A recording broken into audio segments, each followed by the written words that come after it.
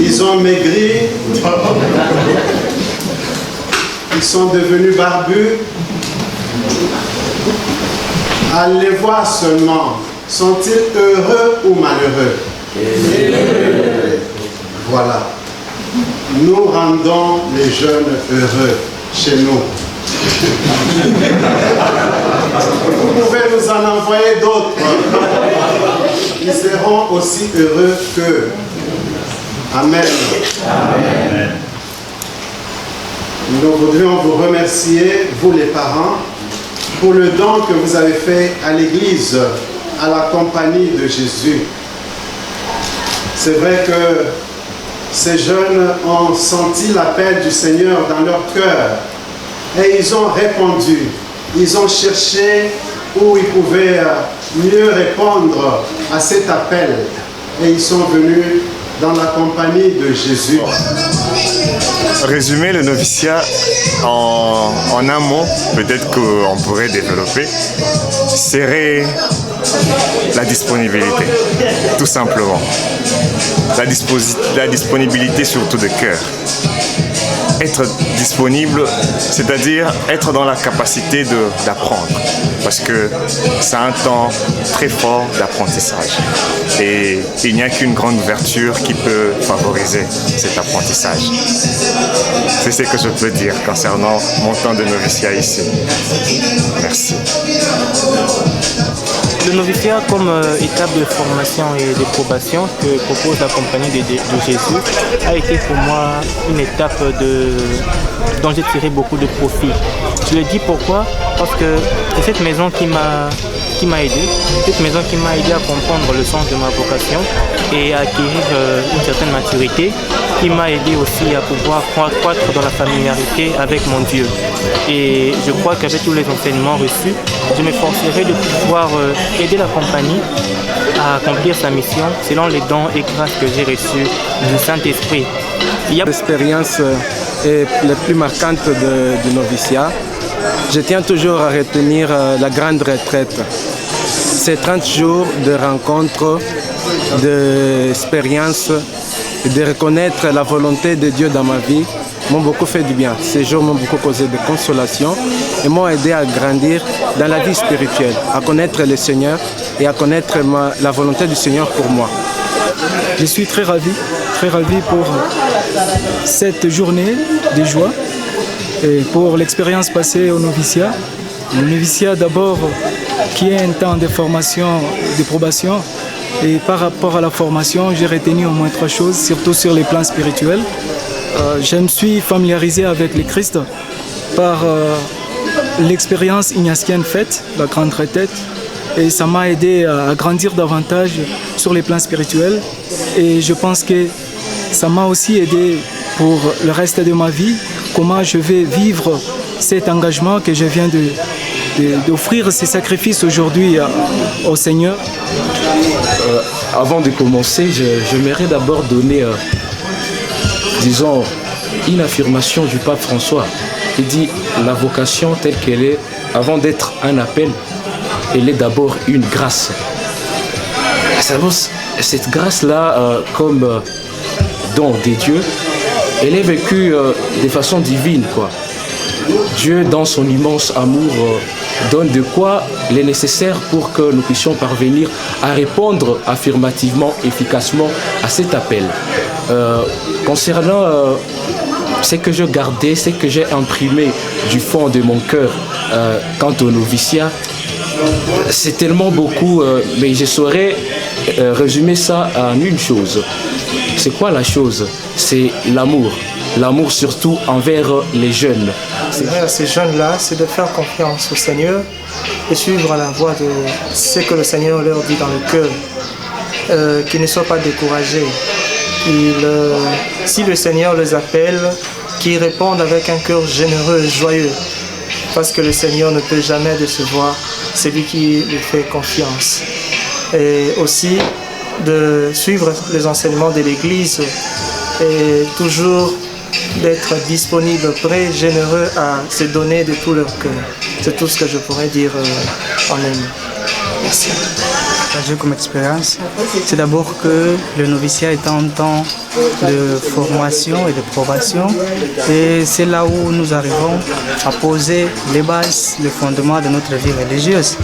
Alors, je peux dire aussi que le noviciat est une étape très importante parce que c'est une expérience fondamentale et fondatrice, pas pour moi d'une manière particulière, pas seulement en tant que religieux, mais aussi en tant que jésuite, parce que c'est là où j'apprends la manière de procéder de la compagnie de Jésus, c'est là où j'approfondis ma relation avec Dieu, c'est là où je fortifie cette amitié et qui fera le support de mon cheminement d'ici jusqu'à d'autres étapes de formation afin de pouvoir demeurer toujours ferme dans la foi, la vocation, celle de me mettre au service des autres. Merci. Et au noviciat, on m'a appris beaucoup de choses qui peuvent se résumer en une phrase. On m'a conduit à la familiarité avec le Seigneur, à l'amour personnel du Christ. C'est lui qui m'a appelé et pour qui je suis dans la vie religieuse. À ces jeunes, je dirais que ils ne seront pas d'ailleurs ce que le Père Général avait dit aux participants à la 36e Congrégation Générale, qui a demandé aux participants d'oser l'impossible et l'improbable. Aujourd'hui, embrasser la vie religieuse, c'est comme si c'est une question impossible à résoudre, une question improbable. Je leur demande d'oser. D'oser parce que c'est le Seigneur qui appelle et c'est lui qui donne les grâces nécessaires pour accomplir et pour vivre l'appel qu'il lance à ses enfants. Merci beaucoup. Je remercie Dieu pour ces temps qu'il m'accorde. Nous avons passé 2 ans pour suivre le Christ dans cette petite compagnie de son Fils. Ces temps m'ont permis d'abord de connaître davantage l'institut que je veux m'engager toute ma vie. Ça m'a aidé à connaître le Christ et à l'aimer davantage pour le service, pour sa plus grande gloire, selon les normes et constitutions de notre compagnie. Et c'est pour cela que j'ai voulu aussi demander à d'autres jeunes d'embrasser les pas, de suivre ces chemins, d'écouter la voix intérieure du Christ qui appelle et qui veut qu'on puisse se servir dans sa petite compagnie. Merci. Certainement, on aura beaucoup de choses à dire. Comme je l'ai écrit il y a quelques jours, mon expérience se résume en une phrase de Saint Ignace. Il disait « En tout, aimer et servir ». Quoi que l'on dise, il faut d'abord aimer. Et lorsque vous aimez, tout viendra avec la grâce de Dieu.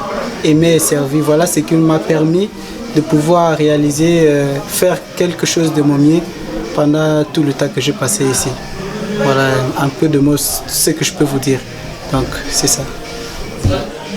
C'est une bonne expérience, j'ai beaucoup aimé être ici au noviciat, même si j'ai eu de haut et de bas.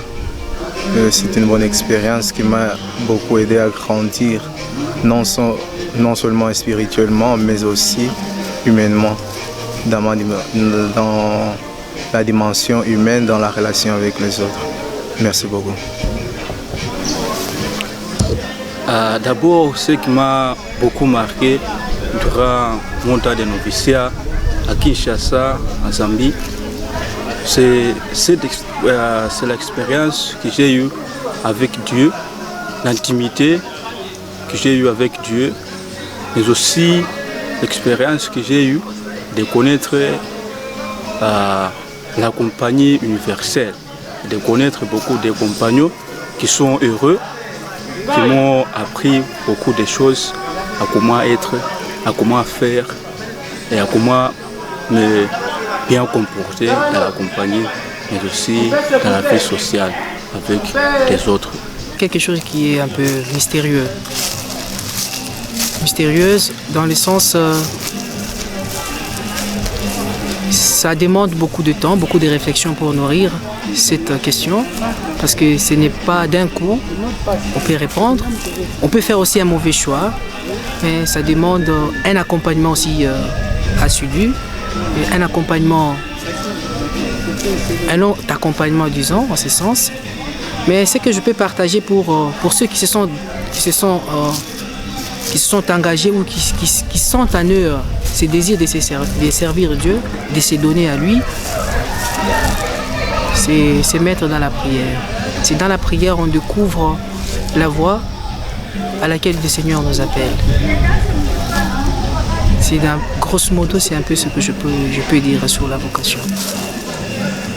Merci. Voilà, merci pour la question. Tout d'abord, je voudrais exprimer le sentiment qui m'habite en ce moment.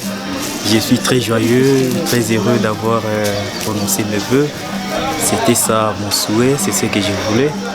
Et bon, pour les jeunes, ceux qui ne veulent pas peut-être s'engager dans cette voie, je vais dire que ça ne dépend pas parfois d'eux.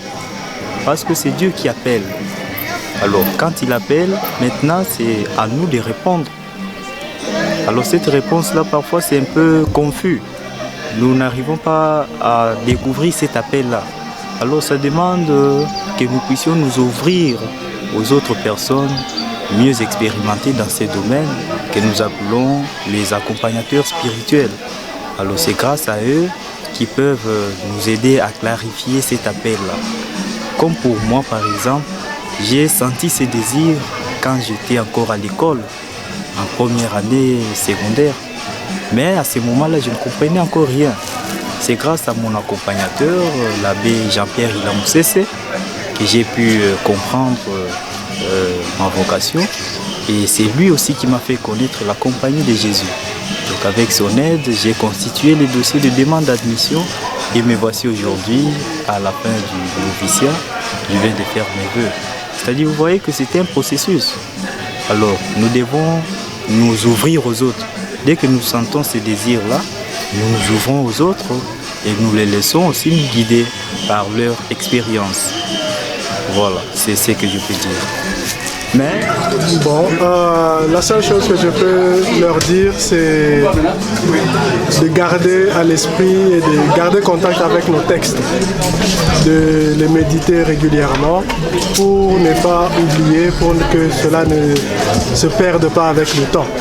C'est le seul secret, si on peut dire ainsi, pour rester fidèle, mais aussi garder la flamme allumée.